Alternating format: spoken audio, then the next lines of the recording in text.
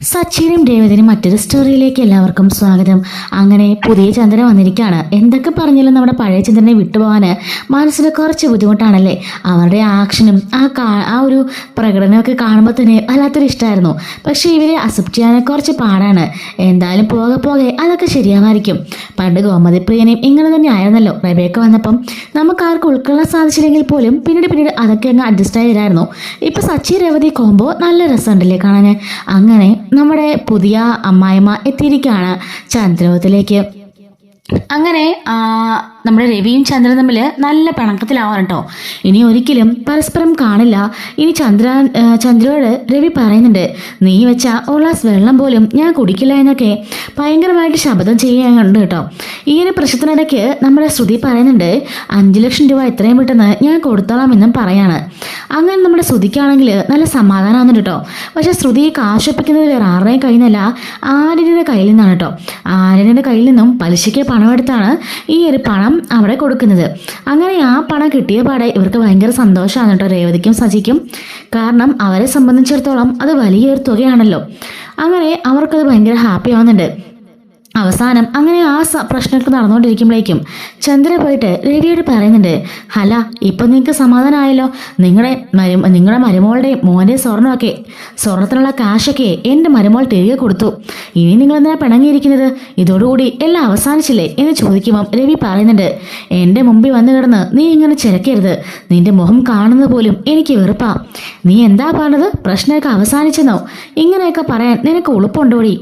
എൻ്റെ മകൻ്റെ അവളുടെ ഭാര്യയുടെയും സ്വർണം അവരോട് ചോദിക്കാതെ എടുത്ത് കട്ടുവിറ്റ് അത് ആരോടും പറയാതെ മുക്കുകൊണ്ടമാക്കി തിരിച്ചു കൊടുത്ത് എന്തൊക്കെ പ്രകടനമായിരുന്നു നീ ഇവിടെ നടത്തിയത്. വീട്ടിനകത്ത് തന്നെ ഒരു കള്ളനും കള്ളിയുണ്ടെന്ന് ഞങ്ങൾ തിരിച്ചറിയാനേ കുറെ വൈകിപ്പോയി. എന്നിട്ട് എൻ്റെ അമ്മയും ആ പാവം പിടിച്ച പെൺകുട്ടിയുടെ വീട്ടുകാരെയൊക്കെ നീ എന്തൊക്കെ പറഞ്ഞു, അവരെയൊക്കെ എന്തൊക്കെ പുച്ഛിച്ചു. നീ ഇതെല്ലാം എന്താ മറന്നുപോയോ? എന്നിട്ട് പ്രശ്നമൊക്കെ ഒതുങ്ങി പോലും 5 ലക്ഷം രൂപ കൊണ്ട് എറിഞ്ഞു വന്നാലേ ആ പ്രശ്നമൊന്നും തീരാൻ പോകുന്നില്ല. ഇവിടെ കാണിച്ചത് പക്കാ കള്ളത്തരവും ഫ്രോഡ് പണിയും വിശ്വാസവഞ്ചനയാണ്. അതൊരിക്കലും മാറില്ല. ഞാൻ നിന്റെ കൂടെ ഇപ്പോൾ ജീവിക്കാൻ തുടങ്ങിയിട്ട് 10-35 വർഷമായില്ലേ. നിന്റെ പലതരത്തിലുള്ള പ്രകടനങ്ങളും ഞാൻ കണ്ടിട്ടുണ്ട്. എല്ലാം ഞാൻ ക്ഷമിച്ചും സഹിച്ചും നടക്കുകയായിരുന്നു. സച്ചിയെ കുഞ്ഞുനാൾ മുതലേ നീ ഒഴിവാക്കി. നമുക്ക് ജനിച്ച നമ്മുടെ മോനാണ് സച്ചി. എന്നിട്ട് പോലും നീ ഒഴിവാക്കിയപ്പോൾ ഞാനും നിന്റെ സൈഡിൽ തന്നെ നിന്നത്. എൻ്റെ മോനെ ഞാൻ ഒരുപാട് വേദനിപ്പിച്ചിട്ടുണ്ട്. പക്ഷെ ഒരിക്കൽ പോലും അവൻ എന്നോട് ആ ഒരു ദേഷ്യമൊന്നും കാണിച്ചിട്ടില്ല. അതെല്ലാം നിനക്ക് വേണ്ടിയായിരുന്നു. നിന്റെ മനസ്സിന്റെ സമാധാനത്തിനും നിന്റെ ജീവൻ നിലനിർത്താനും വേണ്ടിയിട്ടാ അങ്ങനെയെല്ലാം ചെയ്തത്. ഒന്നും നീ മറക്കില്ലെന്നാ ഞാൻ കരുതുന്നത്. എന്നിട്ട് അവസാനം നീ എന്താ പറഞ്ഞത്? എല്ലാം അവസാനിച്ചെന്നല്ലേ? ഒന്നും അവസാനിക്കില്ലടി. നിന്റെ കുശുമ്പും കുഞ്ഞായ്മയും എൻ്റെ മോനുള്ള വേദനവും എല്ലാം ഞാൻ കാണുന്നുണ്ട്. രേവതിയായിട്ട് പണിയെടുപ്പിക്കുന്നതും എല്ലാം ഞാൻ കാണുന്നുണ്ട്. എന്നിട്ടും നിന്നെ ഇവരെയൊക്കെ മുമ്പിൽ നാണം കെടുത്തതെന്ന് ഓർത്ത് മാത്രമാണ് ഞാൻ നിന്റെ മുഖത്ത് കൈവെക്കാത്തത്. അല്ലെങ്കിൽ അവരെയൊക്കെ മുമ്പേ നിന്നെ തല്ലി അടിച്ച് പുറത്താക്കേണ്ട സമയം കഴിഞ്ഞു എന്നൊക്കെ പറയുമ്പോൾ ചന്ദ്ര പറയുന്നുണ്ട്, അതിനുവേണ്ടി മാത്രം ഇവിടെ എന്ത് സംഭവിച്ചു? അവളുടെ സ്വർണം എടുത്ത് ഒന്ന് മറിച്ചു. ഇത്ര അത്യാവശ്യം വരുമെന്ന് ഞങ്ങൾ കരുതിയോ? നമ്മുടെ മോനല്ലേ സുധിയും. അവന് ബിസിനസ്സിൽ അങ്ങനെ ഒരു അബദ്ധം പറ്റി. അവനൊരു അത്യാവശ്യം വന്നു. ആ സമയത്ത് അവന് റോൾ ചെയ്യാൻ വേണ്ടി നമ്മളല്ലേ കാശ് കൊടുക്കേണ്ടത്? അവളുടെ സ്വർണം ഇവിടെ വെറുതെ ഇരിക്കല്ലായിരുന്നോ? അതുകൊണ്ടല്ലേ അവൻ അങ്ങനെ ചെയ്തത്. മിണ്ടി പോകരുത് നീ. അങ്ങനെ ചെയ്യണമെങ്കിലേ ആദ്യം അനുവാദം മേടിക്കണം രേവതിയുടെ. കാരണം അത് രേവതിയുടെ സ്വർണം. അതങ്ങനെ രേവതിയുടെ സ്വർണം നിങ്ങളുടെ അമ്മ അങ്ങനെ കൊടുത്തതാണല്ലോ. എൻ്റെ അമ്മ കൊടുത്തത് രേവതിക്കാ. അവളുടെ അമ്മയും അതിൻ്റെ വീതം കൊടുത്തിട്ടുണ്ട്. നാണം ഉണ്ടോടി? 24 മണിക്കൂറും നീ രേവതിയുടെ അമ്മയെ കുറ്റം പറയുമല്ലോ. അവർ വേറെ പുഴയ്ക്ക് അധ്വാനിച്ചുണ്ടാക്കിയ ഒരു വിഹിതമാണ് ആ സ്വർണത്തിലുള്ളത്. അതെടുത്ത് നിന്റെ മൂത്ത മോനെടുക്കാൻ വല്ല ഉളുപ്പുണ്ടോടി നിനക്ക് എന്ന് ചോദിക്കുമ്പം ചന്ദ്ര ഒന്നും മിണ്ടാതെ നിൽക്കാണ്ടോ. എന്താടി നിന്റെ നാവിറങ്ങിപ്പോയോ? പറ. നീ ഇത്ര നേരം കിടന്ന് അട്ടഹസിക്കുകയായിരുന്നല്ലോ.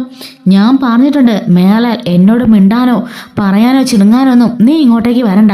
നിന്റെ മോഹം കാണുന്ന പോലും എനിക്ക് വെറുപ്പാ എന്നൊക്കെ പറയുമ്പം ചന്ദ്ര പറയുന്നുണ്ട്, ഞാൻ പറഞ്ഞില്ലേ സംഭവിച്ചു പോയി അറിയാതെ. ഇനി എന്തായാലും ഞാൻ അങ്ങനൊന്നും ചെയ്യില്ല. രവിയേട്ടൻ എന്നോട് ക്ഷമിക്ക് എന്ന് പറയുമ്പം ഈ തെറ്റിന് നിനക്ക് മാപ്പില്ല. ഞാൻ അങ്ങനെ മാപ്പ് വന്നാലേ ഞാൻ വെറും പൊട്ടനായി പോവും.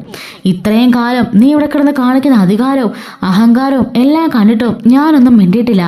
മക്കളുടെ മുമ്പിൽ ചെന്നിന് നാണം കെടുത്തണമെന്ന് പറഞ്ഞ് എല്ലാം കടിച്ചു പിടിച്ച് ക്ഷമിക്കായിരുന്നു. പക്ഷേ ഇനി അതില്ല, ഇനി അത് ഉണ്ടാവില്ല. നീ അതൊന്നും എൻ്റെ അടുത്തൊന്നും പ്രതീക്ഷിക്കേണ്ട. ഞാൻ നിന്റെ ഭർത്താവാണെന്നുള്ള ആ കാര്യം തന്നെ നീ അങ്ങ് മറന്നേക്ക്.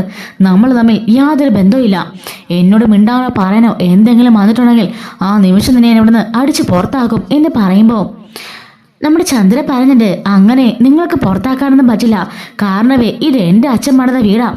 ഞാൻ എന്തിനാ പുറത്തു പോകേണ്ടത് എന്ന് പറയുമ്പോൾ രവി പറയാണ്, ഓഹോ അപ്പൊ അങ്ങനെയാണല്ലേ നീ പറഞ്ഞു തരുന്നത്. ശരിയാ, നീ എന്തിനാ പുറത്തു പോകുന്നത്? പുറത്തു പോകേണ്ട ആള് ഞാനല്ലേ. ഇത് നിന്റെ അച്ഛൻ പണിത വീടാണല്ലോ. പക്ഷേ നീ ഒരു കാര്യം മറന്നു. ഈ സ്ഥലം നിനക്ക് അതിൻ്റെ അച്ഛൻ തന്നപ്പോളേ അവളെ വെറും തരിശു ഭൂമിയായിരുന്നു. ഒരു ചെറ്റക്കുടിൽ മാത്രമേ അവിടെ ഉണ്ടായിരുന്നുള്ളൂ. അത് പണിത് പൂർത്തിയാക്കിയത് ഞാനാ. അതിനിടയ്ക്ക് നിന്റെ അച്ഛന്മാരെ സഹായിച്ചു ഇല്ലെന്ന് ഞാൻ പറയുന്നില്ല. പക്ഷേ എൻ്റെ ജീവിതത്തിൽ ഞാൻ അധ്വാനിച്ചുണ്ടാക്കിയ പകുതി മുക്കാലും കാശും ഞാൻ ഈ വീടിന് ചിലവാക്കിയിട്ടുണ്ട്. അപ്പോഴോ എന്ന് ചോദിക്കാണ്. ചന്ദ്രയപ്പോ ഒന്നും മിണ്ടുന്നില്ല. മതി, നിന്റെ വായിന്ന് അത്രയും കേട്ടല്ലോ. ഞാനിവിടെ നിന്ന് ഇറങ്ങിപ്പോവാനല്ലേ നീ പറഞ്ഞത്? നീ ഇവിടെ നിന്റെ വീടാണ്, അതുകൊണ്ട് ഞാൻ ഇറങ്ങിപ്പോണം എന്ന് നീ പറഞ്ഞല്ലോ. ഇനി ഒരു നിമിഷം പോലും ഞാനിവിടെ നിൽക്കില്ല എന്ന് പറയുമ്പോൾ രവിയേട്ടാ, ഞാൻ അങ്ങനല്ല പറഞ്ഞത്. വേണ്ടടി, മനസ്സിലായി. ഇനി നീ കൂടുതലൊന്നും പറയണ്ട, എനിക്കെല്ലാം മനസ്സിലായി എന്ന് പറഞ്ഞുകൊണ്ട് രവി ദേഷ്യപ്പെട്ട് പോകുമ്പോൾ ചന്ദ്ര പിന്നാലെ പോകുന്നുണ്ട്. ഈ സമയത്ത് ഇങ്ങനെ അച്ഛൻ ദേഷ്യപ്പെട്ട് പോകുന്നുണ്ട്. നമ്മുടെ സച്ചിയും രേവതിയും പിന്നാലെ പോവാണ്. അച്ഛാ, എന്താ അച്ഛാ പറ്റിയത്? നിങ്ങൾ തമ്മിൽ വീണ്ടും ഉടക്കായോ എന്നൊക്കെ ചോദിക്കുമ്പം ശ്രുതി വന്നിട്ട് പറയുന്നുണ്ട്, പാവം എൻ്റെ അമ്മയ്ക്ക് അച്ഛനൊരു സമാധാനം കൊടുക്കുന്നില്ല. ഏത് നേരം നോക്കിയാലും അമ്മയുടെ വഴക്കുണ്ടായിക്കൊണ്ടിരിക്കുക അച്ഛൻ എന്ന് പറയുമ്പോഴേക്കും അങ്ങോട്ട് പോയ സച്ചി ഓടി വന്ന് നമ്മുടെ ശ്രുതിയുടെ കർണക്കൊറ്റ് നോക്കി ഒരൊറ്റ ഒരെണ്ണം കൊടുക്കുകയാണ്. തെറിച്ചു പോയി നമ്മുടെ ശ്രുതിയാണെങ്കിൽ സെറ്റിലേക്ക് വീഴുന്നുണ്ട്. ശ്രുതി ഓടി വന്ന് ശ്രുതിയെ താങ്ങി പിടിച്ച് എഴുന്നേപ്പിക്കാണ്. നീ എന്തിനാ സച്ചി എപ്പോഴും ശ്രുതിയുടെ മെക്കിട്ട് കയറുന്നതും അവനെ അടിക്കുകയും ചെയ്യുന്നത്? എന്തിനാണെന്നോ അവൻ്റെ വായിൽ നിന്ന് വർത്താനം കേട്ടില്ലേ? എൻ്റെ അച്ഛനാണ് പോലും ഇവൻ്റെ അമ്മേനെ ഉപദ്രവിക്കുന്നത്. അല്ലാതെ അവരുടെ സ്വഭാവം കൊണ്ടും ഇവൻ്റെ അഹങ്കാരം കൊണ്ടും ഒന്നും അല്ല ഇവൻ കാണിച്ചതൊക്കെയാ ഇവൻ്റെ അമ്മ അനുഭവിക്കുന്നത്. അല്ലാതെ എൻ്റെ അച്ഛനൊന്നും ചെയ്തിട്ടില്ല. എൻ്റെ അച്ഛൻ ആരോടൊന്നും പറയാനും പ്രവർത്തിക്കാനൊന്നും പോവാത്ത ഒരു പഞ്ചപാവമാണ്. ഇതുവരെ അമ്മയോടെങ്കിലും ദേഷ്യപ്പെട്ട് നിങ്ങൾ ആരെങ്കിലും കണ്ടോ? അത്രയ്ക്ക് സഹി കിട്ടപ്പോഴല്ലേ എൻ്റെ അച്ഛൻ 2 വാക്ക് പറഞ്ഞത്. അതിപ്പോൾ തെറ്റായി പോയോ എന്നും പറഞ്ഞുകൊണ്ട് ദേഷ്യപ്പെടുന്നുണ്ട്. ഈ സമയത്ത് വർഷയെ ശ്രീകാന്ത് വന്നിട്ട്, അങ്കിളെ എന്താ അങ്കിളെ പ്രശ്നം? നിങ്ങൾ തമ്മിലുള്ള പ്രശ്നമൊന്നും ഇതുവരെ മാറിയില്ലേ? പൈസയൊക്കെ കൊടുത്ത് സോൾവ് ആയില്ലേ എന്ന് പറയുമ്പോൾ രവി പറയുന്നുണ്ട്, മോളെ അങ്ങനെയൊന്നും മാറുന്ന പ്രശ്നമൊന്നും അല്ല ഇതെൻ്റെ വിശ്വാസം. എൻ്റെ ഭാര്യ എന്നെ ചതിച്ചതിനുള്ള ഇതാണ്. അതുകൊണ്ട് അത് അത്ര പെട്ടെന്നൊന്നും ആ തെറ്റ് മറക്കാൻ എനിക്ക് സാധിക്കില്ല. പിന്നെ വേറൊരു കാര്യം കൂടി എൻ്റെ ഭാര്യ ഇപ്പോൾ പറഞ്ഞു, ഇത് അവളുടെ വീടാണ്, എന്നോട് ഇവിടെ നിന്ന് ഇറങ്ങിപ്പോവാൻ. പിന്നെ അതീ കൂടുതലൊന്നും ഞാൻ കേൾക്കേണ്ട കാര്യമില്ലല്ലോ.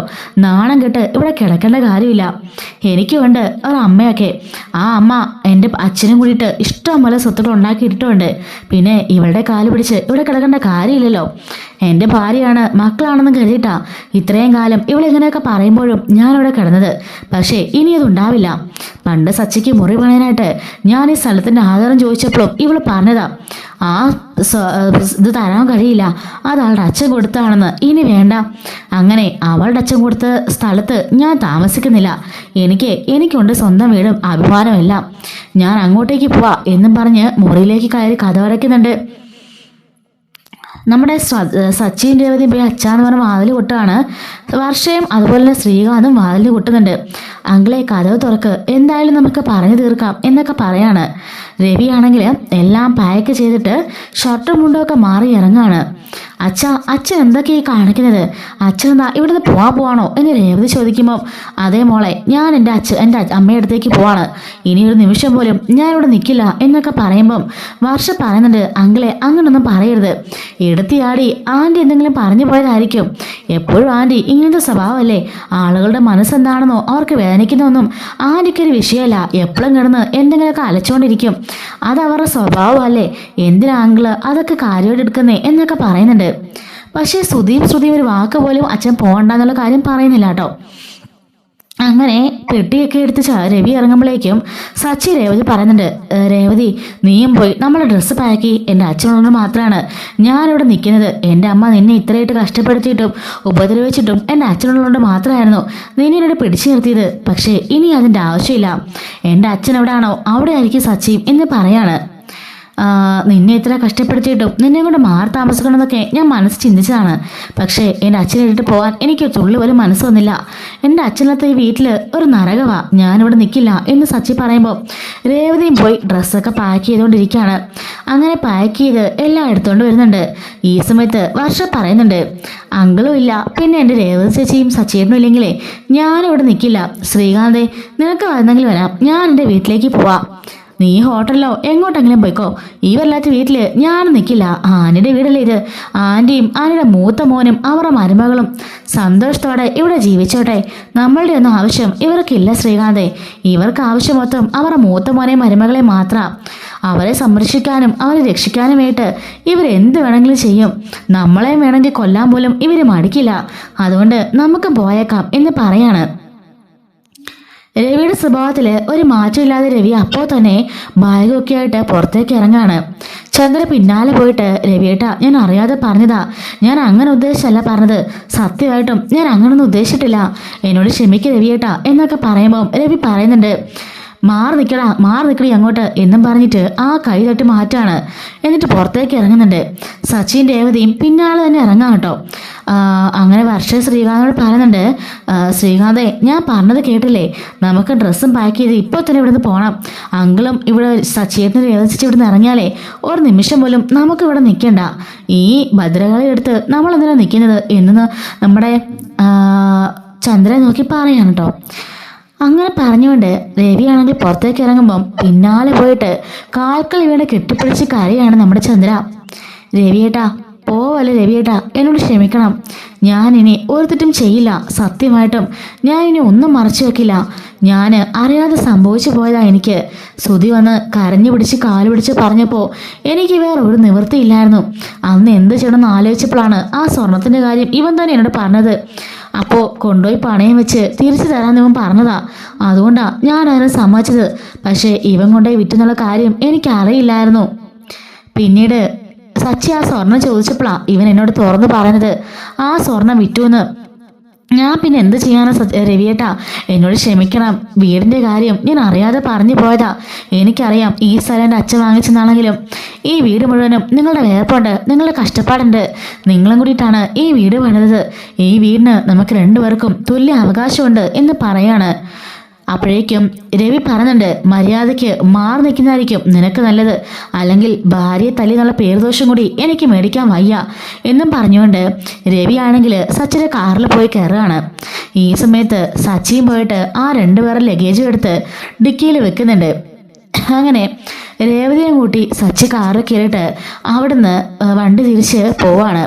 ഈ സമയം മുറ്റത്ത് താഴെ കുത്തിയിരുന്നുകൊണ്ട് ഭയങ്കര കരച്ചിലുണ്ട് ചന്ദ്ര. രവിയേട്ട പോലെ രവിയേട്ടാന്ന് പറഞ്ഞിട്ട് ഭയങ്കരമായിട്ട് കരയുന്നുണ്ട്. ശ്രുതിയും പോയിട്ട് എഴുന്നേക്കമ്മയെന്ന് പറഞ്ഞ് പിടിച്ചെഴുന്നേപ്പിക്കുകയാണ്. വിടടാ, നീ എന്നെ തൊട്ടു പോകരുത്, നീ ഒറ്റ ഒരുത്തൻ കാരണമാണ് ഇതെല്ലാം ഉണ്ടായത്, നീ ഒരുത്തനാ ഇതിനെല്ലാം കാരണക്കാരൻ എന്നൊക്കെ പറഞ്ഞ് ശ്രുതിയെ അടിക്കുന്നുണ്ട്. അപ്പം വർഷം വന്നിട്ട് പറയാണ്, അതെ, മോനെ മാത്രം പഠിച്ചിട്ട് കാര്യമൊന്നുമില്ല, നിങ്ങളും അതിനൊരു കാരണക്കാർ തന്നെയാ. മോൻ എന്ത് തോന്നിവാസം കാണിച്ചാലും നിങ്ങൾക്കൊരു കുഴപ്പമില്ലല്ലോ, നിങ്ങൾ എല്ലാത്തിനും സപ്പോർട്ട് ചെയ്യും. ഇനിയിപ്പോൾ രേവതിയെ കൊല്ലണമെന്ന് പറഞ്ഞാൽ വന്നാൽ പോലും നിങ്ങൾ അതിന് സമ്മതിച്ചു കൊടുക്കും. അത്രയ്ക്ക് ചീപ്പ് സ്വഭാവം നിങ്ങളുടെ. സച്ചിയേട്ടനും നിങ്ങളുടെ വയറ്റിൽ തന്നെ പിറന്നതല്ലേ, പിന്നെ എന്തുകൊണ്ടാണ് സച്ചിയേട്ടൻ നിങ്ങൾക്ക് ഇത്രയ്ക്ക് വെറുപ്പ്? ഇയാൾക്ക് 7 ഡിഗ്രി ഉള്ളതുകൊണ്ടാണോ ഇയാളുടെ ഇത്ര താല്പര്യം നിങ്ങൾക്ക്? സച്ചിയേട്ടനത് ഇല്ലാത്തതുകൊണ്ടാണോ നിങ്ങൾക്ക് ഇത്ര ആക്ഷേപം? എങ്കിലേ ഒരു കാര്യം കേട്ടോ, 7 ഡിഗ്രിയുള്ള ഈ മണ്ടനെക്കാട്ടിലും എന്തുകൊണ്ട് ബെറ്ററാ സച്ചിയേട്ടൻ. ഇയാളെക്കാളും ബുദ്ധിയും വിവരവും ആണത്തവും ശൗര്യവും എല്ലാം കൂടുതൽ സച്ചിയേട്ടന് തന്നെയാ എന്നും പറഞ്ഞുകൊണ്ട് വർഷ ദേഷ്യപ്പെട്ട് കയറി പോകുന്നുണ്ട്. ശ്രുതിയും ചന്ദ്രയ്ക്കൊന്നും മിണ്ടാൻ പറ്റാതെ വായ അടച്ചു പോയി നിൽക്കാം കേട്ടോ. നമ്മുടെ ഈ വർഷ അത്രയൊക്കെ പറഞ്ഞപ്പോൾ ശ്രുതിക്ക് ഒന്നും പറയാൻ പറ്റുന്നില്ല. കാരണം 7 ഡിഗ്രി ഉണ്ടായിട്ടും ആ പൊട്ടനാണല്ലോ ഇതെല്ലാം കാണിച്ചു കൂട്ടിയത്. അതുകൊണ്ട് തന്നെ അവന് മറുപടി ഒന്നും പറയാനില്ല. അങ്ങനെ ദേഷ്യപ്പെട്ടുകൊണ്ട് വർഷ അകത്തേക്ക് കയറിപ്പോയിട്ട് അവളുടെ ലഗേജ് ഒക്കെ ആയിട്ട് തിരിച്ചിറങ്ങി വരുന്നുണ്ട്. എന്താ ശ്രീകാന്ത് നിന്റെ തീരുമാനം? നീ വരുന്നുണ്ടോ? ഞാൻ എന്തായാലും അങ്ങോട്ടേക്ക് പോവാ, എൻ്റെ വീട്ടിലേക്ക്. ശ്രീകാന്ത് പറയുന്നുണ്ട്, നിന്റെ വീട്ടിലേക്ക് എന്തായാലും ഞാനില്ല, നിന്റെ അച്ഛനമ്മയോടുണ്ടല്ലോ. ഈ വീട് ഇപ്പോൾ കുത്തിത്തിരിപ്പിച്ച് നിൽക്കുകയാണെന്നും എല്ലാവരും പിണക്കത്തിലാണെന്നും അവർക്കറിയാം. അതുകൊണ്ടേ അവരെ എല്ലാവരെയും ഒന്നുകൂടി തെറ്റിപ്പിരിക്കാനേ ശ്രമിക്കുകയുള്ളൂ. അതുകൊണ്ട് ഞാൻ അങ്ങോട്ടില്ല എന്ന് പറയുമ്പോൾ വർഷ പറയുന്നുണ്ട്, വേണ്ട, പക്ഷെങ്കിൽ നീ ഇവിടെ നിൽക്കരുത്, ഇതൊരു ഭ്രാന്താലയവാ. ഈ മൂത്ത മോനും മരുമകൾക്കും വേണ്ടിയിട്ടേ നിന്നെ പോലും കൊല്ലാതെ ഇവർ മടിക്കില്ല. അതുകൊണ്ട് നീ ആ ഹോട്ടലിലെങ്ങാനും ഒരു മുറിയെടുത്ത് താമസിക്ക്. അല്ല ശ്രീകാന്തേ, ഞാനൊരു കാര്യം പറയാം, നമുക്കൊരു മുറിയെടുത്ത് ഒരു ഹോട്ടലിലേക്ക് മാറിയാലോ? ഇനി രേവതി ചേച്ചിയും സച്ചേട്ടനും വരുവാണെങ്കിൽ നമുക്ക് തിരിച്ചു വന്നാൽ മതി എന്ന് പറയുമ്പോഴേക്കും ചന്ദ്ര പറയാണ്, മോളെ വർഷേ അങ്ങനെയൊന്നും പറയല്ലേ, മോളും കൂടി പോയാൽ ഈ അമ്മയ്ക്ക് സങ്കടമാവും. ആൻറ്റി കൂടുതൽ സോപ്പിങ്ങൊന്നും ചെയ്യണ്ട, ആൻറ്റിക്ക് ഏറ്റവും ഇഷ്ടപ്പെട്ട മരുമകള് ദേ നിൽക്കുന്നു, കള്ളന് കഞ്ഞി വെച്ചകള്, അതുകൊണ്ട് അവളെ നോക്കിയാൽ മതി. ശ്രീകാന്തെ വണ്ടി എടുക്ക് എന്നും പറഞ്ഞുകൊണ്ട് ശ്രീകാന്തും വർഷയും കൂടിയിട്ട് അവിടുന്ന് പോണുണ്ട്. അങ്ങനെ പോകുന്ന വഴിയിൽ ശ്രീകാന്ത് പറയുന്നുണ്ട്, നമ്മളിപ്പോൾ പോയിട്ട് ഒരു മുറിയൊക്കെ എടുക്കുന്നത് ശരിയായ കാര്യമാണോ? അപ്പോഴേക്കും വർഷ പറയാണ്, ആൻറ്റിയുടെ അഹങ്കാരം ശമിപ്പിക്കാൻ വേണ്ടിയ ശ്രീകാന്തേ ഞാൻ ഇങ്ങനെയൊക്കെ ചെയ്തത്. ആൻറ്റി ചെയ്തത് എന്തായാലും തെറ്റാണെന്ന് ഇപ്പോൾ മനസ്സിലായില്ലേ? വീട്ടിനകത്തിരുന്നോണ്ട് ഇങ്ങനെ കള്ളത്തരം കാണിക്കാവോ? നാളെ നമ്മുടെ സ്വർണവും ഇതുപോലെ തന്നെ ഗോൾഡ് കവറിങ് ആയിപ്പോവും. അത് മാത്രമല്ല, ഒരു വീട്ടിൽ ഇരുന്നു കൊണ്ട് ഇങ്ങനെ മക്കളുടെ വേർതിര് കാണിക്കുന്ന ഒരു അമ്മ ഒരിക്കലും ഉണ്ടാവാൻ പാടില്ല. ഈ ഒരു പ്രശ്നത്തോടു കൂടിയെങ്കിലും ആ ചന്ദ്ര നിന്റെ അമ്മയ്ക്കുണ്ടല്ലോ സച്ചേനോട് സ്നേഹം ഉണ്ടാവണം. സച്ചേട്ടനെന്താ ആ അമ്മ പ്രസവിച്ചതല്ലേ, പിന്നെ എന്തുകൊണ്ടാ ഇത്രയ്ക്ക് വെറുപ്പും ദേഷ്യമൊക്കെ കാണിക്കുന്നത്? അതൊരിക്കലും ഉണ്ടാവാൻ പാടില്ല. അതിനൊരു മാറ്റം വരികയാണെങ്കിൽ നമ്മുടെ ഈ മാർത്താമസത്തിലും ഒരു നല്ല കാരണമായിരിക്കും. എന്തായാലും അത്ര ദിവസമൊന്നും അച്ഛൻ മാറി നിൽക്കില്ലെന്ന് നമുക്ക് ഉറപ്പല്ലേ? അച്ഛമ്മയാണെങ്കിലും പ്രശ്നം ഒത്തുതീർപ്പാക്കി തിരിച്ചു കൊണ്ടുവിടും. അതുകൊണ്ട് അത്രയും ദിവസം നമുക്കൊരു ഹോട്ടലിൽ പോയി മുറിയെടുക്കാം. നീ പറഞ്ഞത് ശരിയാ, എൻ്റെ വീട്ടിലേക്ക് പോകണ്ട. എല്ലാവരും പിണങ്ങിപ്പെരിഞ്ഞിരിക്കുകയാണെന്ന് അറിഞ്ഞാൽ അവർ എന്തെങ്കിലുമൊക്കെ പറയും. അതുകൊണ്ട് നമുക്ക് നിന്റെ ഹോട്ടലിൽ തന്നെ ഒരു മുറിയെടുക്കാം എന്ന് പറയാണ്. അങ്ങനെ വർഷവും ശ്രീകാന്തും കൂടി ഒരു ഹോട്ടലിലേക്ക് മുറിയെടുക്കാനായിട്ട് അവിടുന്ന് പോകണുണ്ട്. ചന്ദ്രയാണെങ്കിൽ ഭയങ്കര കരച്ചിലാണ് കേട്ടോ. അങ്ങനെ രേവതിയും സച്ചിയും രവിയും കൂടി ഇങ്ങനെ പോവാണ്. പോകുന്ന വഴിക്കൊന്നും പരസ്പരം മിണ്ടുന്ന കൂടെ ഇല്ല കേട്ടോ. രവി പുറകിലിരുന്ന് കണ്ണ് നിറയുന്നത് സച്ചി കാണുന്നുണ്ട്. സച്ചി പറയാണ്, അച്ഛൻ കരയാണോ? ഇല്ലടാ മോനെ, കരയൊന്നും അല്ല. ഞാൻ ഓർക്കാണ്, അന്ന് ഞാൻ ഈ സ്ഥലം വേണ്ടെന്ന് വെച്ചാൽ മതിയായിരുന്നു. എന്നിട്ട് എൻ്റെ പേരിൽ തന്നെ സ്ഥലം മേടിച്ചൊരു വീട് വെച്ചിരുന്നെങ്കിലേ ഇന്ന് അഭിമാനത്തോടുകൂടി അവിടെ എനിക്ക് നിൽക്കായിരുന്നു. ചന്ദ്ര എന്നെ ഇത്രയൊന്നും പറയില്ലായിരുന്നു. ജീവിതകാലം മുഴുവനും ഞാൻ കഷ്ടപ്പെട്ട് അധ്വാനിച്ച് ആ വീടിന് വേണ്ടിയും നിങ്ങളെ പഠിപ്പിക്കാനും നിങ്ങളെ വളർത്താൻ വേണ്ടി ചിലവാക്കി. എന്നിട്ടിപ്പോൾ ഞാൻ അവിടെ ഒന്നുമില്ലാത്തവനായില്ലേ എന്നൊക്കെ പറഞ്ഞ് കരയുമ്പോൾ രേവതി പറയാണ്, അത് സ്തുതിക്ക് വേണ്ടി അമ്മ അങ്ങനെയൊക്കെ ചെയ്തതല്ലേ അച്ഛാ. അമ്മ മനഃപൂർവ്വമൊന്നും ആയിരിക്കില്ല, അയാളുടെ അവസ്ഥ കണ്ട് ചെയ്തു പോയതായിരിക്കും. നിക്കക്കള്ളി ഇല്ല വന്നപ്പോൾ ഇമ്മാതിരി കള്ളത്തരൊക്കെ കാണിച്ചാ അച്ഛനോട് പറഞ്ഞ വഴക്ക് പറയുന്നത് അമ്മയ്ക്ക് അറിയാലോ. അതുകൊണ്ടായിരിക്കും. അച്ഛൻ അതൊക്കെ അങ്ങ് വിട്ടുകള, അങ്ങ് ക്ഷമിക്ക് എന്ന് പറയുന്നുണ്ട്. സാക്ഷിയാണെങ്കിലും ഒന്നും മിണ്ടുന്നില്ല കേട്ടോ. പരസ്പരം ഇങ്ങനെ സംസാരിച്ചുകൊണ്ട് അവർ മുന്നോട്ട് പോയിക്കൊണ്ടിരിക്കുകയാണ്. ഈ സമയത്ത് ചന്ദ്ര അവിടെ നിന്ന് ഭയങ്കരമായിട്ട് കരയുന്നുണ്ട് കേട്ടോ. അങ്ങനെ സച്ചിൻ രേവതിയൊക്കെ കൂടിയിട്ട് അച്ഛമ്മയുടെ നാട്ടിലേക്ക് എൻ്റർ ആവുന്നുണ്ട്. ഇതേ സമയത്ത് ചന്ദ്ര ഗ്ലാസ് വെള്ളം പോലും കുടിക്കാതെ അവിടെ കരഞ്ഞു തളർന്ന് കിടക്കായിരിക്കും. ശ്രുതിയും പോയിട്ട്, ആൻറ്റി വേണ്ടാതെ എല്ലാവരും പോയില്ലേ, പക്ഷേ ഞങ്ങൾ ഒരിക്കലും ആൻറ്റിയെ കളഞ്ഞിട്ട് പോയില്ല. ആൻറ്റി ഈ ജ്യൂസ് കുടിക്ക്, കുറേ നേരമായിട്ടും ഒന്ന് കഴിക്കാതിരിക്കല്ലേ, വല്ല പ്രഷറോ ഷുഗറൊക്കെ താന്നു പോവാൻറ്റി, ഇത് കഴിക്ക് എന്ന് പറയുമ്പോൾ, വേണ്ട മോളെ, എനിക്കൊന്നും വേണ്ട. എങ്കിലും എൻ്റെ ഭർത്താവ് എന്നെ ഉപേക്ഷിച്ച് ഇവിടുന്ന് പോയല്ലോ, അവരുടെ പുറകെ അദ്ദേഹത്തിന് 2 മക്കളും മരുമക്കളും പോയല്ലോ, എനിക്കത് സഹിക്കാൻ പറ്റുന്നില്ല എന്ന് പറയുമ്പം, ആൻറ്റിക്ക് അറിയാലോ, ആൻറ്റി ഏറ്റവും കൂടുതൽ സ്നേഹിക്കുന്നതാ ഈ മോനും മരുമകളും ആൻറ്റിൻ്റെ ഭർത്താവിനെക്കാട്ടിലും. ഞങ്ങൾ ആൻ്റെ ഒപ്പം എപ്പോഴും ഉണ്ട്. പിന്നെ ആങ്കിള് പോയപ്പോൾ തന്നെ തിരിച്ചു വന്നോളും, ഒരു പ്രശ്നമില്ല. ആൻറ്റി ഇങ്ങനെ കരഞ്ഞു മെഴുകി ഇങ്ങനെ വിശന്നൊക്കെ ഇരുന്നാലേ അവരുടെ വാശി ഒന്നുകൂടി കൂടത്തേ ഉള്ളൂ. ഞാൻ പറഞ്ഞത് കേക്ക്, ആൻറ്റി നന്നായിട്ട് ആഹാരം കഴിച്ച് നല്ല സ്ട്രോങ് ആയിട്ട് തന്നെ ഇരിക്കുക, അപ്പം അവർ തിരികെ വന്നോളും എന്ന് പറയാൻ കേട്ടോ. ഇല്ല ശ്രുതിമോളെ, എനിക്കൊന്നും കഴിക്കാൻ തോന്നില്ല. എന്തൊക്കെയാണെങ്കിലും രവിയേട്ടൻ എന്നെ പൊന്നുപോലെ നോക്കിയത് ഇത്രയും കാലമായിട്ടും എന്നെ നുള്ളിപ്പോലും നോവിച്ചിട്ടില്ല. എൻ്റെ എല്ലാ കുരുത്തക്കേടിനും എല്ലാ പ്രശ്നങ്ങൾക്കും അദ്ദേഹം കൂട്ടു നിന്നിട്ടേ ഉള്ളൂ. എന്നെ പൊന്നുപോലെ നോക്കിയത് എന്നോട് ഭയങ്കര സ്നേഹമായിരുന്നു. എൻ്റെ വീട്ടുകാരൊക്കെ എന്നെ ഒരുപാട് വേദനിപ്പിച്ചിട്ടുണ്ട്. ആ സമയത്തും എന്നെ സപ്പോർട്ട് ചെയ്ത് എൻ്റെ കൂടെ വന്ന എൻ്റെ ഭർത്താവാണ് എന്നൊക്കെ പറയാണ്. എന്തിന്, എൻ്റെ അമ്മായിയമ്മ പോലും എന്നെ ഒരുപാട് നോവിച്ചിട്ടുണ്ട്. ആ സമയത്തൊക്കെ അദ്ദേഹം എനിക്ക് സപ്പോർട്ടായിരുന്നു. അദ്ദേഹത്തിനുള്ളിൽ എന്നുള്ള സ്നേഹമാണെന്നൊക്കെ എനിക്കറിയാം. പക്ഷേ എന്ത് ചെയ്യാനാ, എൻ്റെ നാവ് പിഴച്ച് അങ്ങനെ ഒരു വാക്ക് വന്നു പോയി, അതുകൊണ്ടാ എല്ലാം സംഭവിച്ചത്. നീ ഒറ്റ ഒരുത്തം കാരണമാ ഇതെല്ലാം എന്നൊക്കെ പറഞ്ഞ് വീണ്ടും ശ്രുതിയെ തല്ലുന്നുണ്ട്. അമ്മേ വേണ്ടമ്മേ എന്നൊക്കെ പറയുമ്പം ശ്രുതി പറയാണ്, അമ്മ നിർത്ത്, ദേ അമ്മ ഈ ജ്യൂസ് കുടിച്ചേ, ഞാൻ ഭക്ഷണം എടുത്തോണ്ട് വരാം, അമ്മ കഴിക്കുക. 2 ദിവസം കഴിയുമ്പം എല്ലാവരും തിരികെ വന്നോളും. ഇത് അമ്മയൊന്ന് വേദനിപ്പിക്കാൻ വേണ്ടി അച്ഛൻ ചെയ്തതാ. അമ്മയല്ലേ പറഞ്ഞത്, ആൻറ്റിയല്ലേ പറഞ്ഞത്, ആൻറ്റി അച്ഛന് ഭയങ്കര ഇഷ്ടമാണെന്ന്. അങ്ങനെയുള്ളപ്പോൾ അങ്ങനെ പിണങ്ങിപ്പോകാൻ സാധിക്കുമോ? അങ്കിൾ എത്രയും പെട്ടെന്ന് തിരികെ വന്നോളും, ആൻറ്റി വിഷമിക്കാതെ ഇതങ്ങോട്ട് കഴിച്ചേ എന്ന് പറയുന്നുണ്ട്. അങ്ങനെ സങ്കടത്തോടെ കരഞ്ഞുകൊണ്ട് ചോറ് വാരി കഴിക്കാണ് ചന്ദ്ര. അതുപോലെ തന്നെ അവളുടെ നിന്ന് ജ്യൂസ് വാങ്ങിച്ച് കുടിക്കുന്നുണ്ട് കേട്ടോ. അപ്പോഴും ചന്ദ്രയ്ക്ക് നല്ല വിഷമമാണ് രവി പോയതിൽ. രണ്ടുപേരും നല്ല സ്നേഹത്തിലായിരുന്നല്ലോ. അങ്ങനെ സച്ചിയും രേവതിയും രവിയും കൂടെ കൂടിയിട്ട് അച്ഛമ്മയുടെ വീട്ടിലേക്ക് കയറുകയാണ് കേട്ടോ. ഈ പതിവില്ലാതെ വണ്ടി വരുന്ന കാണുമ്പം അച്ഛമ്മ ഇങ്ങനെ ഇറങ്ങാണ്. അച്ഛമ്മ സന്ധ്യാനാമമൊക്കെ ജപിച്ചുകൊണ്ടൊക്കെ ഇരിക്കുമായിരിക്കും. ആരാ ഈ സമയത്തെന്ന് പറഞ്ഞിട്ട് അച്ഛമ്മ ഇറങ്ങുമ്പോൾ കാണുന്നത് രവിയെയും രേവതിയെയും സച്ചിനാണ്. സച്ചിമോനെന്ന് പറഞ്ഞുകൊണ്ട് ഓടി ചെന്ന് അച്ഛമ്മ കെട്ടിപ്പിടിക്കുന്നുണ്ട്. രേവതി മോളെ എന്ന് വിളിക്കുകയാണ്. രവിയെ കണ്ടിട്ട്, ആഹാ നിങ്ങൾ 3 മാത്രം വന്നല്ലോ, അല്ല ചന്ദ്രയും ബാക്കിയുള്ളവരൊക്കെ എവിടെ എന്ന് ചോദിക്കുമ്പം അച്ഛമ്മ അകത്തേക്ക് വാ, കാര്യങ്ങളൊക്കെ പറയാന്ന് പറയുമ്പം എന്താണ് സച്ചി, എന്താ കാര്യം? എന്തോ 3 പേർക്കും നല്ല വിഷമമുണ്ടല്ലോ, 3 പേരെ മുഖം കണ്ടിട്ട് നല്ല സങ്കടം ഉണ്ടല്ലോ, എന്താടാ എന്ന് ചോദിക്കാണ്. അച്ഛമ്മ അകത്തേക്ക് കയറി വാ എന്നും പറഞ്ഞുകൊണ്ട് സച്ചി അച്ഛമ്മനെയും കൂട്ടിക്കൊണ്ട് അകത്തേക്ക് കയറി പോവാണ്. ആ സമയത്ത് തന്നെ രവിയും അതുപോലെ രേവതിയും കൂടി അകത്തേക്ക് കയറുന്നുണ്ട്. അച്ഛമ്മ ചോദിക്കുകയാണ്, എന്താ മോനെ, എന്താണ് കാര്യം, എന്ത് പറ്റി? ഈ പാചകത്തിൽ നിങ്ങളോടേക്ക് കയറി വരണമെങ്കിൽ അത്രയ്ക്ക് നല്ല പ്രശ്നം അവിടെ ഉണ്ടായോ എന്ന് ചോദിക്കുമ്പം സച്ചി പറയാണ്, അച്ഛമ്മയുടെ പിറന്നാൾ ആഘോഷത്തിന് അച്ഛൻ വന്നപ്പോൾ ചോദിച്ചില്ലേ, എന്താ നിങ്ങളുടെ മുഖം മാറിയിരിക്കുന്നേ, എന്തൊക്കെയോ പ്രശ്നങ്ങളുണ്ടെന്ന്. അതെ, നിങ്ങളോടൊന്നും പറഞ്ഞില്ലല്ലോ, എന്താടാ പ്രശ്നം, എന്താടാ സംഭവം എന്ന് ചോദിക്കുകയാണ്. അത് പിന്നെ അച്ഛമ്മേ, അന്ന് അച്ഛമ്മ രേവതിക്ക് കുറച്ച് സ്വർണ്ണങ്ങൾ കൊടുത്തില്ലേ, ആ സ്വർണവും അതുപോലെ തന്നെ ഇവളുടെ അമ്മ കൊടുത്ത സ്വർണ്ണം കൂടെ എല്ലാം കൂടെ കൂടിയിട്ട് ഒരു 5-6 പവൻ്റെ സ്വർണം ഞങ്ങൾ അമ്മയുടെ കയ്യിൽ ഏൽപ്പിച്ചിരുന്നല്ലോ. അതെ, അതിനിപ്പോൾ എന്താടാ? ആ സ്വർണം ഞങ്ങൾ ആരും അറിയാതെ അമ്മയാണെങ്കിൽ ശ്രുതിക്ക് പണയം വെക്കാൻ കൊടുത്തു. അവനതുകൊണ്ട് വിറ്റിട്ട് അവൻ കള്ള സ്വർണ്ണമാണ് കൊണ്ടവിടെ വെച്ചത്, റോൾഡ് ഗോൾഡ്. അങ്ങനെ അതറിയാതെ അച്ഛമ്മയ്ക്ക് സമ്മാനം വാങ്ങിക്കാനായിട്ട് ഞാനും രേവതിയും കൂടി ജ്വല്ലറിലേക്ക് കൊണ്ടുപോയപ്പോഴാണ് അത് സ്വർണ്ണമല്ല മുക്കുകൊണ്ടാണ് തിരിച്ചറിഞ്ഞത്. എൻ്റെ ഈശ്വര, ഇങ്ങനെയൊക്കെ അവർ ചെയ്തോ? അതെ അച്ഛമ്മേ, ഞങ്ങളാരും ഇതൊന്നും അറിഞ്ഞില്ലായിരുന്നു. അറിഞ്ഞപ്പോൾ ഞങ്ങൾക്ക് ഭയങ്കര ദേഷ്യ സങ്കടമായി. അന്ന് രേവതിയാ പറഞ്ഞത്, അച്ഛമ്മയുടെ ബർത്ത്ഡേ പാർട്ടി കുളവാക്കരുത്, അതുകൊണ്ട് നമുക്കെല്ലാം ക്ഷമിക്കാം, അച്ഛമ്മ പോയതിനു ശേഷം ചോദിക്കാന്ന്. അങ്ങനെ അച്ഛമ്മേനെ വണ്ടി കയറ്റിന് ശേഷം ഞാൻ നേരെ വീട്ടിലേക്ക് വരികയായിരുന്നു. വന്നു കഴിഞ്ഞ് ചോദിച്ചപ്പോഴൊന്നും അമ്മയും അവനും ഒന്നും സമ്മതിച്ചില്ല. എല്ലാവരും ഇടഞ്ഞു നിൽക്കുകയായിരുന്നു. ആ സമയത്ത് ഞങ്ങൾ കുറേ ശ്രമിച്ചു. അവൻ്റെ എങ്ങനെയാണ് ആ സ്വർണം അവൻ എങ്ങനെ അടിച്ചുകൊണ്ട് പോയി അവനെ കൊണ്ട് പറയിക്കാനായിട്ട്.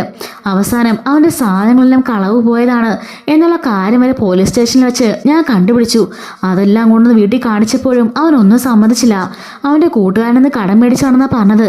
അമ്മയും എല്ലാത്തിനും സപ്പോർട്ട് നിൽക്കായിരുന്നു.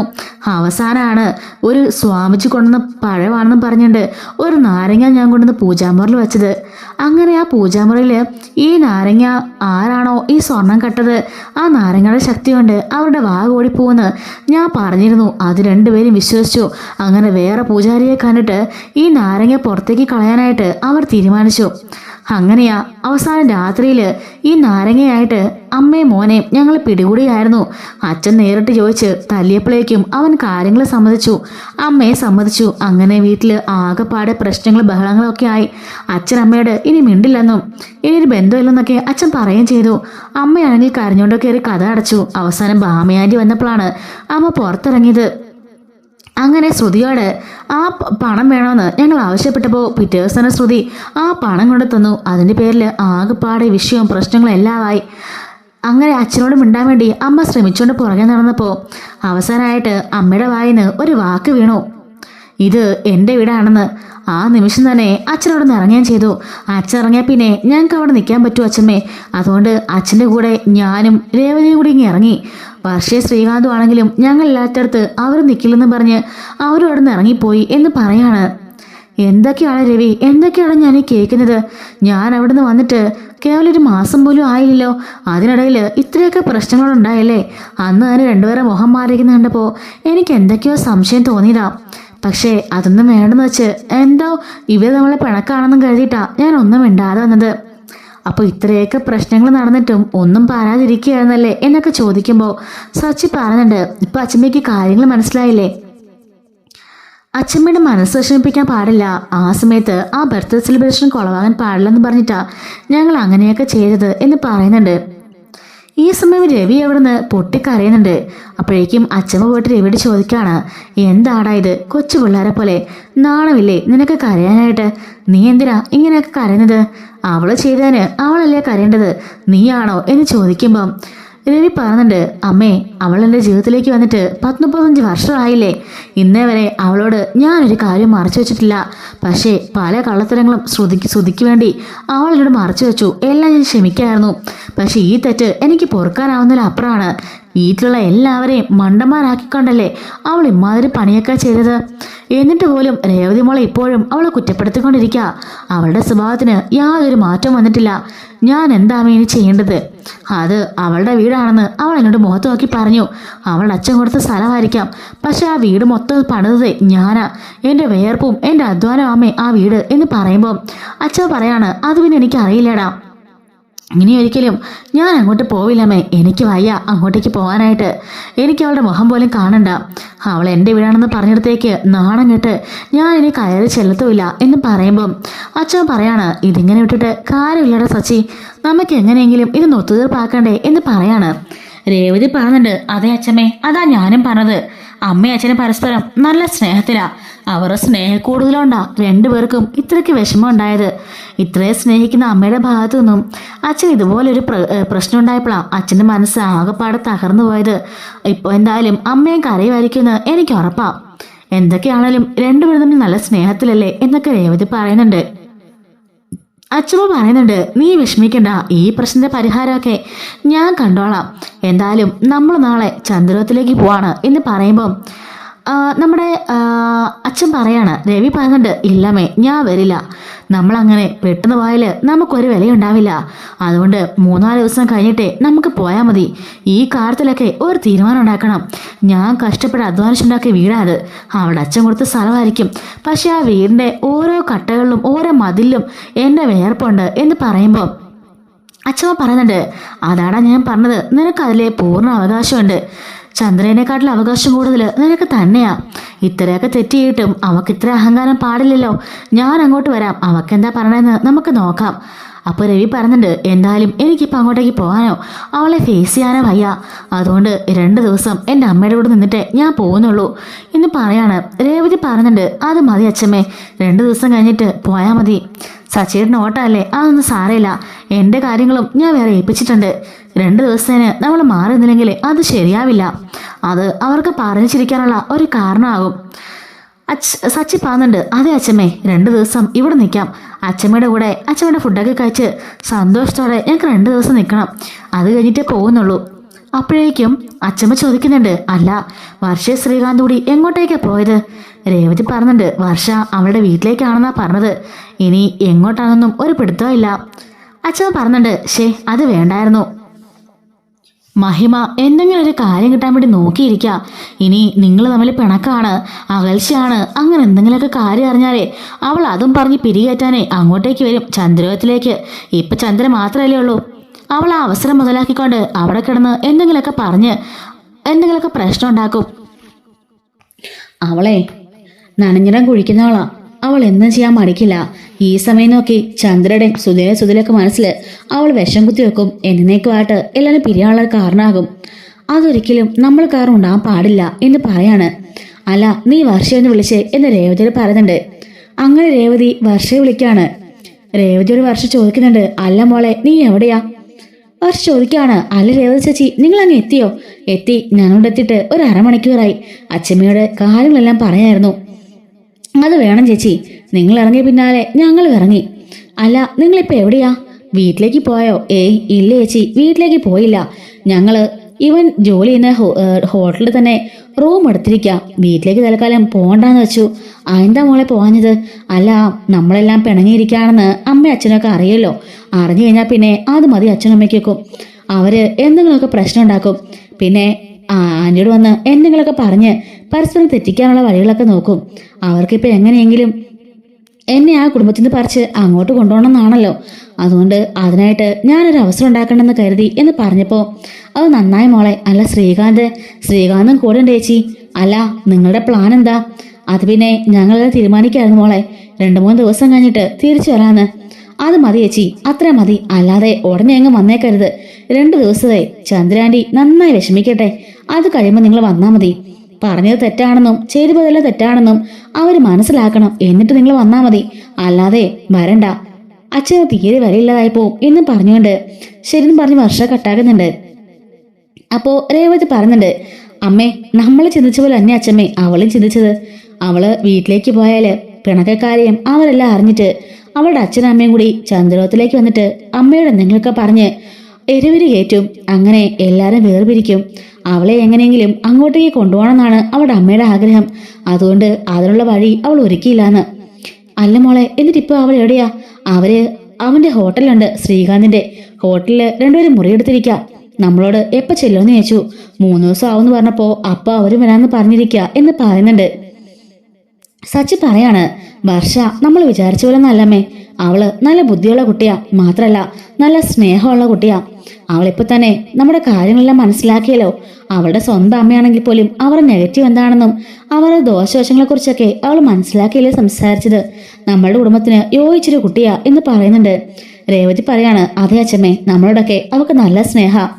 ഇപ്പോ തന്നെ അവൾ വീട്ടിൽ പോകാതിരിക്കണമെങ്കിൽ അവളുടെ മനസ്സെത്ര വലുപ്പമുണ്ടെന്ന് നമ്മൾ മനസ്സിലാക്കണം. നമ്മളുടെ കുടുംബം തെറ്റിപ്പിരിക്കാൻ അവർ ശ്രമിക്കുകയാണെന്നുള്ള കാര്യം അവൾക്കറിയാലോ. അതിനൊരു സാധ്യത ഉണ്ടാക്കാൻ വേണ്ടിയാ ആ കുട്ടി ശ്രമിച്ചത്. അപ്പോൾ അച്ഛമ്മ പറഞ്ഞിട്ടുണ്ട്, ശരി വാ, ഞാനേ എന്തായാലും അത്താഴം റെഡിയാക്കട്ടെ. രേവതി പറഞ്ഞിട്ടുണ്ട്, ഞാനും വരാം. വേണ്ട, ഇത്രയും യാത്ര ചെയ്ത് വയ്യാതെ വന്നിട്ട് ഇനി അടുക്കള കയറാനോ? എന്റെ പൊന്നച്ഛമ്മേ, എനിക്ക് അതിനൊന്നും ഒരു കുഴപ്പമില്ല. എന്റെ അച്ഛമ്മയെ കണ്ടപ്പോൾ തന്നെ എനിക്ക് ശ്വാസം നേരെ വീണു. ബാ, നമുക്ക് എന്തെങ്കിലും ഉണ്ടാക്കാം. അവര് വർത്തമാനം പറഞ്ഞിരിക്കട്ടെ എന്നും പറഞ്ഞുകൊണ്ട് 2 പേരും കൂടി കിച്ചണിലേക്ക് പോകുന്നുണ്ട്. ഈ സമയത്ത് രവി ആകെപ്പാടെ റിലേ പോയ അവസ്ഥയിലാണ്. സച്ചി പറഞ്ഞിട്ടുണ്ട്, നമുക്ക് എന്തായാലും 2 ദിവസം കഴിയുമ്പം അങ്ങോട്ടേക്ക് പോകാച്ചാ. അതുവരെ അച്ഛനൊന്ന് ക്ഷമിക്കേ. അല്ലടാ മോനെ, എനിക്ക് മനസ്സിന് സമാധാനം കിട്ടുന്നില്ല. അവള് ചെയ്ത കാര്യങ്ങളെല്ലാം ഓർക്കുമ്പം അവളുടെ ദേഷ്യം വെറുപ്പൊക്കെ കൂടിക്കൂടി വരിക. എന്നെ ഇത്ര കാര്യമായിട്ട് അവൾ പറ്റിച്ചല്ലോ. നിങ്ങളെയൊക്കെ പറ്റിച്ചല്ലൊന്നും എനിക്ക് അത്ര വിഷമം തോന്നിയില്ല. പക്ഷെ എന്നെ കൂടെ ജീവിക്കുന്ന എന്നെ അവൾ പറ്റിച്ചില്ലേ? രേവതി മോൾ എങ്ങനെ ചെയ്തെങ്കിൽ മോനൊന്ന് ക്ഷമിക്കാനോ സഹിക്കാനോ പറ്റുന്ന കാര്യമാണോ? നീ ഒന്ന് ആലോചിച്ച് നോക്കേ. സജി പറയാണ്, അച്ഛൻ പറഞ്ഞെല്ലാം എനിക്ക് മനസ്സിലാവുന്നുണ്ടച്ചാ. പിന്നെ അങ്ങോട്ടും ഇങ്ങോട്ടും ക്ഷമിച്ചാലല്ല അച്ഛാ ജീവിതം നേരെ പോവുള്ളൂ. അച്ഛൻ തന്നെയല്ലേ ഞങ്ങളുടെ പറയാറുള്ളത്. എന്ത് ചെയ്യാനാ, അമ്മയുടെ സ്വഭാവം അങ്ങനെ ആയിപ്പോയി. ശ്രുതിക്ക് വേണ്ടി അമ്മ എന്താ ചെയ്യുന്ന അവസ്ഥയിലാ. ആ സ്നേഹത്തിന് മുമ്പില് മറ്റൊന്നും അമ്മ കാണില്ല. പിന്നെ അന്നത്തെ അവന്റെ അവസ്ഥയില് അമ്മ സഹായിച്ചാണെന്ന് പറഞ്ഞല്ലോ. അത് അച്ഛനോട് പറഞ്ഞ അച്ഛൻ വഴക്ക് പറഞ്ഞ് പേടിച്ചാ അമ്മ പറയായിരുന്നത്. ഞങ്ങൾ ചോദിക്കുന്നതിന് മുമ്പ് എങ്ങനെയെങ്കിലും ആ സ്വർണ്ണം എടുത്ത് വെക്കാൻ അവർ കരുതിയതാണല്ലോ. പക്ഷേ ഞങ്ങൾ എത്ര പെട്ടെന്ന് ചോദിക്കുമെന്ന് അവർ കരുതിയില്ല. അതാ അവർക്ക് പറ്റിപ്പോയത്. സാരയില്ല, അച്ഛൻ അതൊക്കെ അങ്ങ് വിട്. 2 ദിവസം നമ്മളുടെ സന്തോഷത്തിൽ അടിച്ചു വിളിച്ച് നിൽക്കാൻ പോവാ. അതിനുശേഷേ നമ്മൾ തിരിച്ചു പോകുന്നുള്ളൂ എന്ന് പറയാണ്. ഒന്ന് കൂളാ വച്ചാ, അല്ല 2 ഒഴിക്കണോ എന്ന് പറയുമ്പം നീ ഒന്ന് പോടാ അങ്ങോട്ട് എന്നും പറഞ്ഞുകൊണ്ട് 2 പേരും പുറത്തേക്കൊക്കെ ഇറങ്ങിപ്പോയി നിൽക്കാണ്. അവിടുത്തെ പ്രകൃതി ഭംഗിയൊക്കെ ആസ്വദിച്ചുകൊണ്ട് 2 പേരും അവിടെ നിൽക്കുന്നുണ്ട്. ഈ സമയം രേവതി ആണെങ്കിൽ 2 പേർക്കും കട്ടനാക്കിയിട്ടോണ്ട് കൊടുക്കാൻ കേട്ടോ. അങ്ങനെ സച്ചി പറഞ്ഞിട്ടുണ്ട്, അല്ലച്ചാ നമുക്കൂടി ഇവിടെ കൂടെ കിച്ചണിലേക്ക് പോയാലോ? അവരെ സഹായിക്കാം, പെട്ടെന്നാകുമല്ലോ. എനിക്ക് മൂടൊന്നും ഇല്ലടാ, മൂടൊക്കെ വരും, അച്ഛൻ ഇങ്ങോട്ട് വന്നേ എന്നും പറഞ്ഞുകൊണ്ട് സച്ചി അച്ഛനെയും പിടിച്ചുകൊണ്ട് നേരെ കിച്ചണിലേക്ക് പോകുന്നുണ്ട്. അവിടെ ചെന്നിട്ട് 4 പേരും കൂടി പാചകം ചെയ്യണം കേട്ടോ. പെട്ടെന്ന് തന്നെ ഫുഡൊക്കെ റെഡിയാക്കുന്നുണ്ട്. അങ്ങനെ സന്തോഷത്തോടെ അവിടെ നിന്ന് ആഹാരം കഴിക്കാണ്. ഇതേ സമയം ചന്ദ്രത്തിലേക്ക് അവള് പറയുന്നുണ്ട്, അമ്മേ ആഹാരം കഴിക്കേ. വേണ്ട, എനിക്കൊന്നും വേണ്ട, ദയവേത് 2 പേരും എന്നെ ഡിസ്റ്റർബ് ചെയ്യരുത് എന്ന് പറഞ്ഞുകൊണ്ട് റൂമിൽ കയറി കഥ അടയ്ക്കുന്നുണ്ട്. അങ്ങനെ ശ്രുതിയോടെ ഇരിക്കുമ്പോ ശ്രുതി പറഞ്ഞിട്ടുണ്ട്, ശ്രുതി എനിക്ക് നല്ല വിശപ്പ്, നമുക്ക് കഴിക്കാം. ശ്രുതി എല്ലാം ഉണ്ടാക്കി വെച്ചിട്ട് നാളെയല്ലേ നിനക്ക് ഇങ്ങനെയൊക്കെ പറയാൻ? നീ ഒറ്റ ഒരുത്തം കാരണമാണ് ഇവിടെ ഇത്രയും പ്രശ്നം ഉണ്ടായത്. എന്റെ ശ്രുതി അവര് പോയതേ നന്നായെന്ന് എനിക്ക് തോന്നുക. നമ്മളിപ്പോ വീട്ടില് ഫ്രീ ബേഡ്സ് അല്ലേ, നല്ല രസമല്ലേ. പിന്നെ ഈ വീട്ടിലെ ജോലി മൊത്തം ഞാൻ ചെയ്യണം. നല്ല ഫ്രീ ബേടാ. ആ രേവതി ഉണ്ടെങ്കിലേ ഒന്നും അറിയണ്ട. ഇപ്പതേ അത്താഴത്തിന് ചപ്പാത്തി ഉണ്ടാക്കി ചിക്കൻ കറി വെച്ചു. ഇതെല്ലാം ഞാൻ ചെയ്യണ്ടേ? ഇനി പാത്രം കഴുകണം, രാവിലെ വീട് വൃത്തിയാക്കണം, എല്ലാ പണിയും കിടക്കുകയല്ലേ എന്നൊക്കെ പറയുന്നുണ്ട്. ഓ അത് ശരിയാ. അല്ല നമുക്കൊരു ജോലിക്കാരി വെച്ചാലോ? ഒന്ന് പോ സുധി, പൊട്ടത്തരം പറയാതെ. വേണമെങ്കിൽ എണിച്ച് കഴിച്ചിട്ട് എണിച്ച് പോകാൻ നോക്ക്. ഇനിയിപ്പോ ആന്റി നേരെ വിളക്കുമ്പോൾ ഇറങ്ങുള്ളൂ. വിശക്കുവാണെങ്കിൽ എടുത്ത് കഴിച്ചോളൂ. അമ്മയും മോനോട് ഉണ്ടാക്കി വെച്ച പണിയല്ലേ, എന്താന്ന് വെച്ചാ രണ്ടുകൂടെ കാണിക്ക് എന്നും പറഞ്ഞുകൊണ്ട് അവള് നേരെ അവളുടെ മുറിയിലേക്ക് ഉറങ്ങാനായിട്ട് പോവാണ്. സുധി ഒന്നും വകവെക്കാതെ അവനവിടെ നിന്ന് കഴിക്കുന്നുണ്ട് കേട്ടോ. അങ്ങനെ നമ്മുടെ ചന്ദ്രക്കുള്ളത് മിച്ചം വെച്ചിട്ട് അവർ രണ്ടിനെയും പോകുന്നുണ്ട്. പക്ഷെ ചന്ദ്ര രാത്രി മൊത്തം ഈ കാര്യം ഓർത്ത് ഭയങ്കര കരച്ചിലായിരിക്കും. ഒന്നും കഴിക്കുന്നൊന്നും ഇല്ല കേട്ടോ. വർഷയും ശ്രീകാന്തും ആണെങ്കിൽ അവിടെ തന്നെ ഫുഡൊക്കെ കഴിക്കാണ്. വർഷ പറയുന്നുണ്ട്, നമുക്കൊരു സിനിമയ്ക്കൊക്കെ പോയാലോ? ഈ സമയത്തോ എനിക്കൊരു മൂടില്ല, അതുകൊണ്ട് തന്നെയാ പോവാന്ന് പറഞ്ഞത്. നമുക്കത് പുറത്തേക്കൊക്കെ പോയിട്ട് വരാം. വീട്ടിലെ പ്രശ്നങ്ങളും എല്ലാം കൂടെ ആകെപ്പാടെ തല പുകഞ്ഞിരിക്കുക എന്ന് പറഞ്ഞുകൊണ്ട് അവർ രണ്ടുപേരും നൈറ്റ് ഷോയ്ക്കായിട്ട് പോവാണ് കേട്ടോ. അങ്ങനെ 3 സ്ഥലത്തും 3 രീതിക്ക് കാര്യങ്ങൾ പോയിക്കൊണ്ടിരിക്കുകയാണ്. അപ്പൊ ഇതിന്റെ ഒരു സെക്കൻഡ് പാർട്ട് ഉണ്ട്. അത് നമുക്ക് നെക്സ്റ്റ് ഡേയിൽ അപ്ലോഡ് ചെയ്യാവേ. അടുത്തൊരു വീഡിയോ അപ്ലോഡ് ചെയ്യാം. മിസ്സാതിരിക്കാൻ ചാനലൊക്കെ ഒന്ന് സബ്സ്ക്രൈബ് ചെയ്ത് സപ്പോർട്ട് ചെയ്യണേ. Thanks for watching.